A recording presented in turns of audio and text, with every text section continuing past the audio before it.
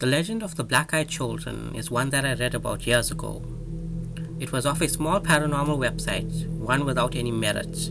However, starting late last year and early this year, stories started popping up about encounters with these paranormal beings in South Africa, which made me really curious.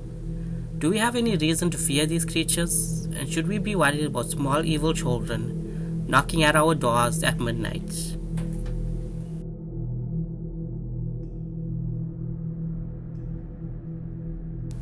I release new videos weekly, so please subscribe and hit the bell icon to be notified as soon as I upload.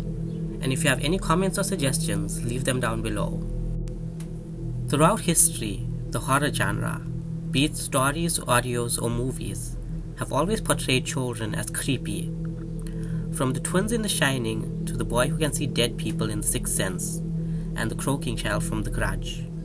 If you see children in the wrong place at the wrong time, then you can be sure something bad is about to happen. The legend of the black-eyed children relies on this theme. The first time I heard about the legend, it involved a man returning to his car in the middle of the car park. It was late at night and there was no one around. However, once he got inside, he was startled by tapping at his window. Outside, a group of children around 10 years old stood, motioning him to roll them down. The man was about to comply when he noticed something that chilled his soul. Looking into the children's eyes, he saw no discernible color, just black. The eyes were so black he felt like it was consuming him from the inside out. He started his car and sped away, never looking back. The second story involved a woman who heard a knock on her door late at night. A group of children were outside asking for help. I don't remember how she avoided opening her door and still saw their eyes, but she did. When the woman refused to open up her door, the children turned violent and started banging on it, before ultimately leaving. Both these cases have no proof to back them up. However, they do have a few things in common. The first is that they use the age-old method of putting children in the wrong place at the wrong time to be creepy.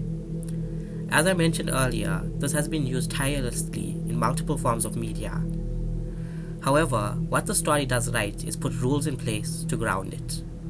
The first rule being that the children usually show up in an isolated area. When people are alone, they're vulnerable, and the legend takes advantage of this. Also, if you're isolated, then there will be no witnesses to the alleged encounter. The second rule is that the children appeal to a very human instinct to convince you to let them in. They always ask for help, and who wouldn't want to help a child? By doing this, they both present themselves as harmless and put you in a position where you feel you have to protect them. The third and last rule is one that is covered by many other legends.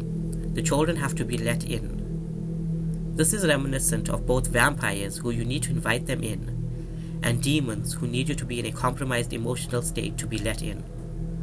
All these creatures need to be let in for one simple reason, and that is that you have control over your own life and what happens to you, and you need to make the best judgment over what spirits you let in.